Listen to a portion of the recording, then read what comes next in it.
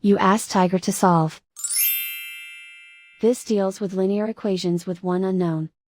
The final result is x equals -5/11. Let's solve it step by step. Group all x terms on the left side of the equation. Add 6x to both sides. Group like terms. Simplify the arithmetic. Group like terms. Simplify the arithmetic. Group all constants on the right side of the equation. Subtract 8 from both sides. Simplify the arithmetic.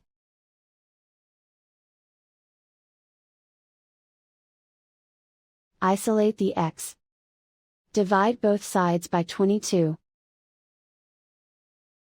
Simplify the fraction.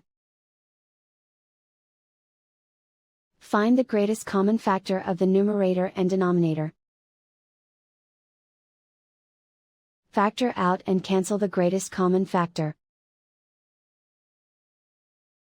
And so the final result is x equals -5/11.